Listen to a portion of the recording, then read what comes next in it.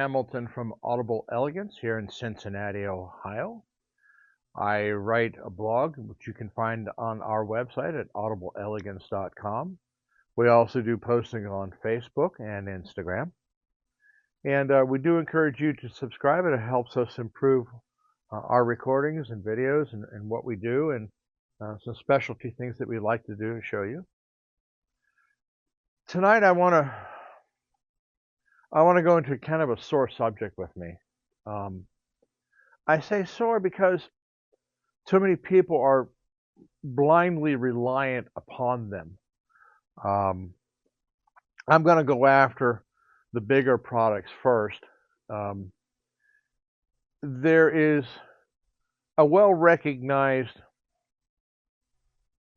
fraud, we'll call it that, with the use of reviews. And this is principally based around, some off-the-wall product, and then you see hundreds of reviews for it. And this was quite common, particularly 10 years ago. They put a pretty good lid on it, but it still lurks about, where you only look at the stars. You don't look at the words, which is really important. And so if they see, 99 stars at 5 and 1 at 2 and 1 at 1, it's like, oh, it's got to be a great product. No, it could be a case where somebody paid to have all those reviews created. We've also seen that in Google reviews by different dealers as well. So you got to be real careful about that. I mean, we've been offered, reviews on the store from, God knows who and where they are, probably in India or something, well, we'll do all these great reviews about you. So reviews are a really questionable thing in their own right. But I'm going to get into product reviews tonight. And the reason I want to get into them is because I have seen several very tragic reviews of great products. I wrote the reviewers about the mistakes that they made, which were never acknowledged by following publications. One in particular happened, I want to say, maybe 30 years ago, when a company we represented known as Counterpoint, they were a vacuum tube and a hybrid, was reviewed by a reviewer who had a real love affair going on with name audio equipment, particularly the Olive series at that time. And where the mistake happened was that since she had this love affair with name audio products, that went right down to the speaker cable.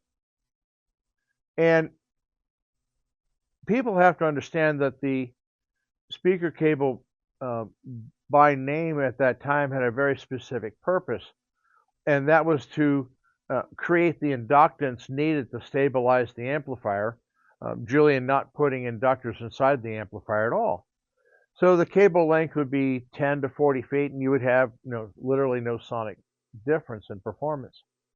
Well, this particular reviewer decided to use this cable, which was designed to add inductance, on the Counterpoint amplifier. I think it was the SA20. And the review that came out was mediocre to poor at best. And the problem was that the cable itself was essentially inhibiting the performance of the amplifier. You could have used lamp cord and gotten better results than if you had used the name speaker cable. The name speaker cable being ideal for the name electronics at that time. They were mated, so to speak. Now, you also have to take the time to review the reviewers. You've got to read, if you're going to follow a review and it's on a product you're currently interested in, try to go back and find other reviews that they've done in the year previously, so that you pick up what their idiosyncrasies are and their biases, and they all have biases. There are some reviewers who, if it doesn't have a vacuum tube in it, it's already second rate. My expression for that, if it doesn't glow, it doesn't go. And I've heard certainly vacuum tube products sound absolutely astonishing. I've also heard them sound astonishingly bad. Just like I've heard solid state do the same thing. In earlier videos, I talked about what the advancements that's happened in Class D amplification, which is nothing short of spectacular in my own lifetime. And we represent several Class D amplifier designs. The most popular one for us is Bel Canto.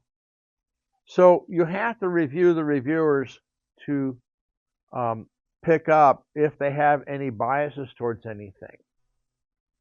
Before you can evaluate whether the review that you're enjoying reading, has merit or not. I mean, as a dealer, you always like to see reviews come out that are very favorable to a product you sell. But I myself do not promote a product based upon the review or an opinion of another person. What's most important to me is how my customer feels about the product they're listening to. That's the real review. And there are situations where they may point out, I'm not particularly fond of this or fond of that. And I make sure with the setup, again, to make sure that I haven't made a mistake that's causing them to have that opinion. Because in a retail showroom, it's not uncommon for products to get moved about. Cables changed, the speaker locations moved. All of these things can happen in an environment.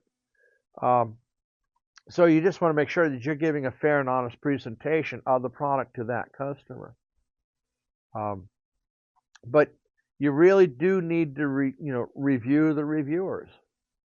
And then, of course, there are reviewers who have been assigned to review a particular product 2 weeks after they did a review on tires.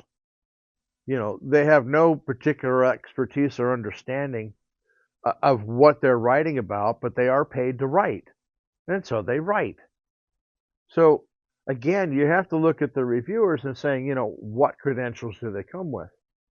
Now, the other thing that can happen, and I had the privilege of sitting with a really great reviewer. At that time, he was writing for Stereophile.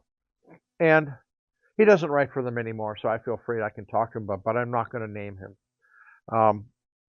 An extremely brilliant person who did not come from the audio industry at all. And we were sitting in the Golden Nugget in Las Vegas, and he was sitting back and he was watching the new upcoming reviewers essentially being massaged by companies who wanted to get a favorable review from them. He kindly used the words, he was watching them sucking up. And so these type of influences also happen where a manufacturer can get to a reviewer before they actually have the product to create a favorable atmosphere for what they're potentially about to review. This doesn't necessarily include free product or those sort of things. It's not like, to my best of my knowledge, not like the music industry where the distribution of cocaine and that sort of stuff caused albums to be played more than another. That was really well known after a while. But I'm sure it does happen. Favorable treatment from a manufacturer will result in potentially a favorable review. Now, I saw the exact opposite happen to an exceptionally fine manufacturer that we've represented. And there was a reviewer who, he's still out there, by the way. The only way of describing it was a pain in the ass. I can't put it any other way. I can't find polite words for that one. And one of the employees of that comment of that company made a disparaging remark about that particular reviewer, not knowing that the reviewer was in the room and heard it. Within about 3 or 4 months, the reviewer uncorked comments about their product, which essentially was grossly inaccurate. Technically, I'm not about the sonics, but disparaging in terms of that the product was, particularly the crossover, was overcomplicated and a mess and da da da da da. It was actually one of the simplest crossovers out there on the market at that time. So these things do happen. Our industry is political, and it's not as political as it once was, but it still skulks about in the dark. And so I want you to be very careful in looking at reviews. Now, where reviews can be helpful is that they expose you to products that you may not have heard of or even considered, and it's enough to pique your curiosity for you to give your review. And I think that's very, very good. There are a few magazines that are honest to as cold as ice. They don't mince words. They're not afraid to say what you had before was better. I don't know what you were thinking of here. But this is not where you want to be and where you want to stay. I saw that happen in particular out of What Hi-Fi. Rotel, many, many years ago, had an extremely successful integrated amp series. In particular, it was known as the 840 series. And as they changed the series, they added the BX. So there was the original, then there was the BX2, the BX3, and the BX4. And the BX2 was extremely successful. The BX3 came out, and What Hi-Fi essentially put a rope around it and dragged it through the mud. They were brutal about it. And while the manufacturer told us that everything was fine and dandy, even we heard it wasn't, you know. And interestingly enough, within a year, you know, not a normal lifespan of 2 or 3 years at that time for Rotel, within a year, the BX4 came out, which was better than the BX2, buried the BX3, much, much better. And what was interesting about it is that fundamentally, the BX3 and the BX4 had identical parts all through the integrated amplifier. What was different was how they were arranged on the circuit board, the layout. And so it's not necessarily that they don't have the latest chip or this transistor or that, but the relationship of parts and how they relate to one another electrically and magnetically can have an influence. And there's a classic case where the review magazine was honest, called the ball, and caused the manufacturer to step up their game and fix it, and that was fine. And no, we didn't sell many of the BX3s because we didn't like how it sounded, and we didn't want to shovel it on somebody else.